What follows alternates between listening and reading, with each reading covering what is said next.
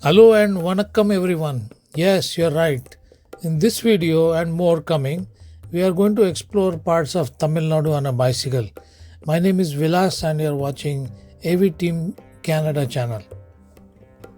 On 7th of July, when I left my home in Dombivli to catch Chennai Express, it was pouring. But what can you expect? It's a monsoon season in western parts of India and the rains continue at least till August or early September. Sahyadri Hills are at their best during the monsoon, with numerous waterfalls, clouds hanging over the hilltops, so much of greenery, and very colorful wildflowers. Looking out from the train, I remembered those rain soaked hikes I enjoyed back in the days. If you have no hang ups and prepared to eat fresh food at various railway stations, you get absolutely well fed before you reach your destination.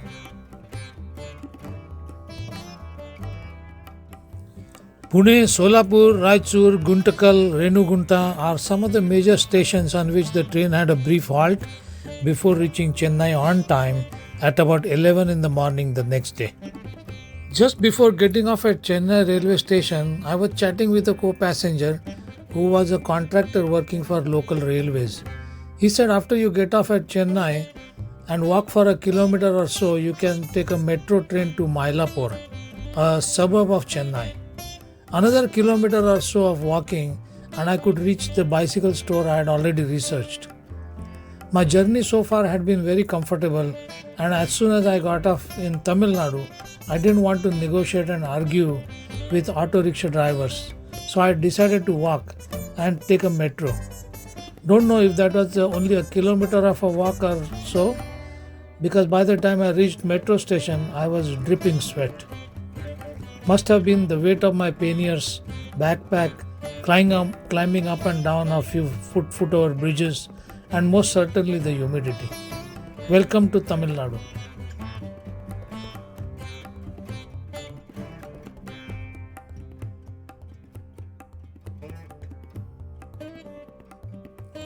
I didn't have much difficulty reaching the Cyclogen's bicycle shop in Mylapore. Abhijit, Satish, and Vijay were exceptionally welcoming. I had done my homework this time around and knew exactly what I wanted. They have a great collection of bicycles and the staff is quite knowledgeable and willing to go that extra mile to help the customer. Satish worked his magic in fitting a special but simple mount on the under bracket of the saddle of the bike for my GoPro. When it came to price, I had fairly good idea about the cost, so there was nothing much to negotiate. My Bergamat bicycle was assembled, accessories mounted in about 2 hours. I would strongly recommend this bicycle shop if anyone wishes to buy a new mid-price range bicycle in Chennai. Abhijit also downloaded a local app on my phone to help me find nearby and economical hotels in the area. I had never been to Chennai in my life and the bicycle was new as well. It takes a little bit of time for you and your bike to know each other, but all looks well. I just wanted to reach the hotel room, shower, and change into new clothes. Hotel in which I was staying was unfortunately in a very crowded area with hundreds of shops selling old spare parts for automobiles. It was certainly not a good first impression of the city, and I decided to leave Chennai the very next day. But before leaving, I wanted to visit the marina, so I got up really early. I think it was 4:30 or so when I headed out. It's generally quiet and cooler at this early hour, but you got to be very careful with the street dogs. If the dog is alone, generally he or she does not pose much problems. I say generally because I have also come across a few who run away from you but start barking at the top of their voice and announce your arrival in their territory, so that a team of dogs ahead who can get ready to welcome you with cumulative barking, and some of them can also attack. In such a situation, you must keep your composure, stay calm, keep pedaling at a steady pace, not to panic, and hope for the best.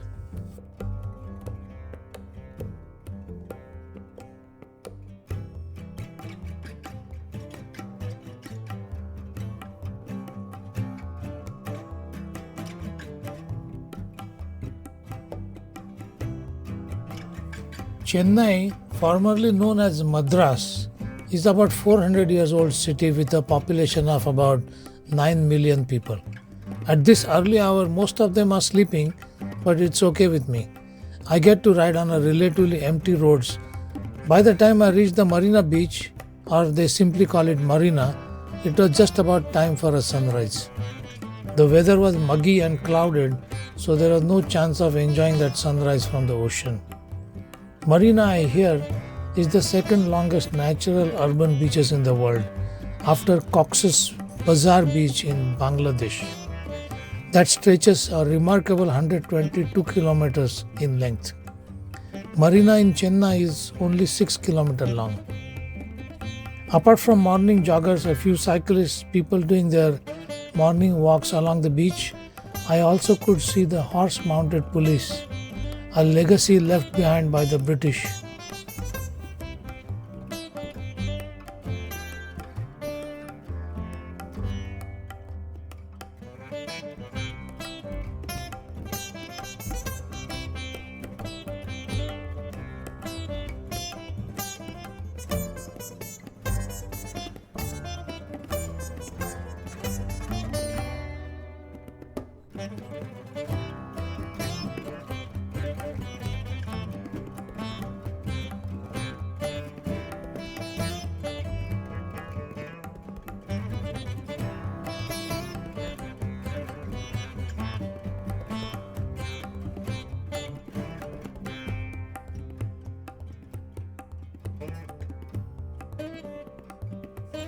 After enjoying my rather peaceful ride along the Marina Beach, I went back to the hotel to once again wake up the staff manning the gate.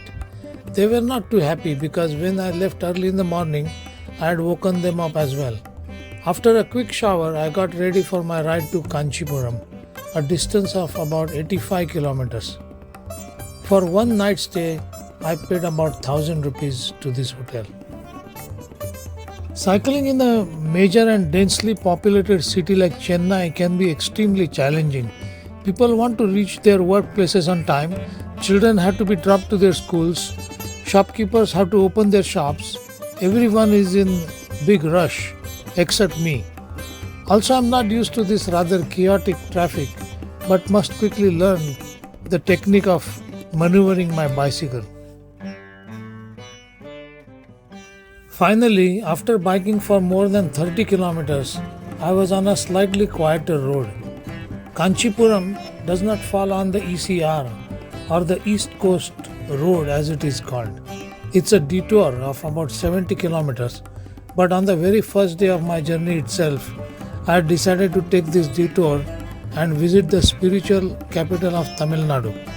Kanchipuram is a Tamil word formed by combining two words, Kanchi and Puram, meaning Brahma's residence, where I plan to reach for my night stay, and it's about 80 kilometers from Chennai, so just about 50 more kilometers to go. The road is mostly flat and in good condition. The new bicycle was doing good, and I was getting used to cycling in the hot and humid Tamil Nadu weather.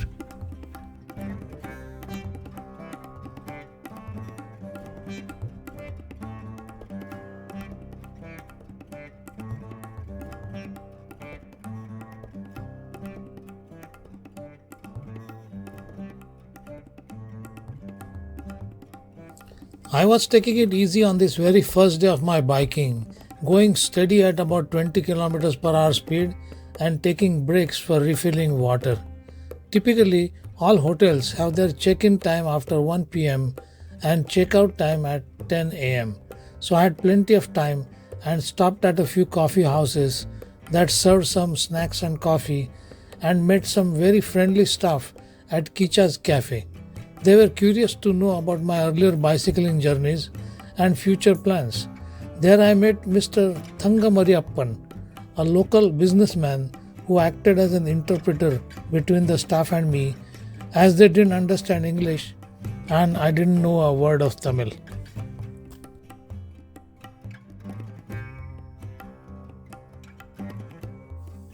Just about 5 kilometers before Kanchipuram, I came across a decent looking RB Grand Hotel where I decided to stay for the night. The hotel was slightly expensive but quite comfortable. I had not slept too well on the overnight train and also the one night I spent in Chennai, so it was worth the cost. Here I met a couple of young engineers undergoing their training at a nearby center by L&T. They came from smaller towns of India but were quite smart and knowledgeable.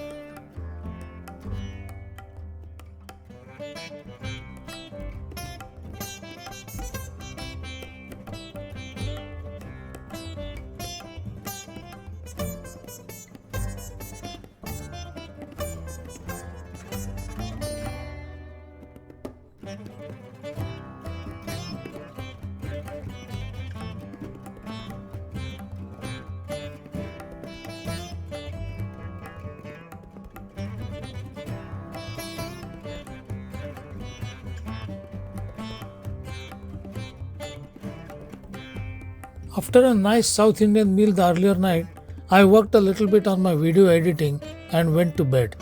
Next morning, I was absolutely fresh and wanting to go visit Kanchipuram, the city of thousand temples.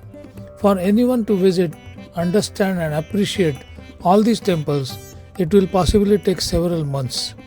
But I decided to spend one entire day and visit some important temples.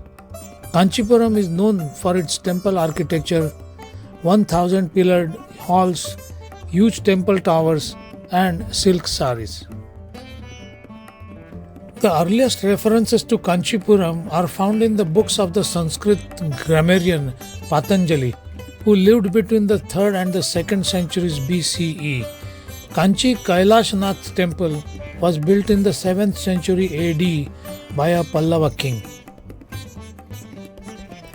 While we are in Tamil Nadu and visiting temples, it's better to get acquainted with some terms like Gopuram, Mandapam, Garbhagriha, Vimana, Antaral, Ratha, Shikharam, and Kalasha, as we can see them in a temple. A temple may have several of these and not necessarily all of them. Mandapam is a pillared hall meant for public meetings and gatherings on festive occasions.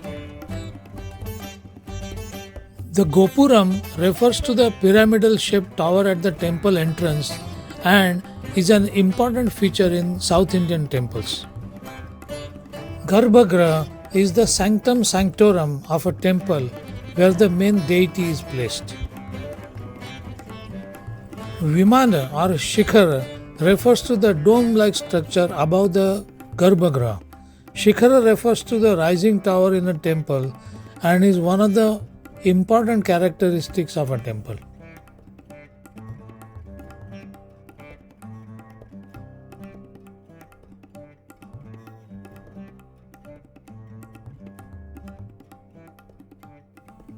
Kanchipuram is a very old city and has narrow lanes, but once inside any of these temples, there is ample space.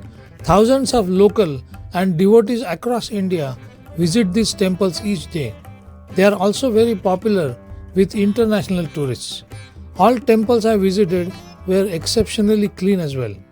Kanchipuram can be subdivided into two divisions. Big Kanchi, also called Shiva Kanchi, occupies the western portion of the city, and Little Kanchi, also called Vishnu Kanchi, is located on the eastern part.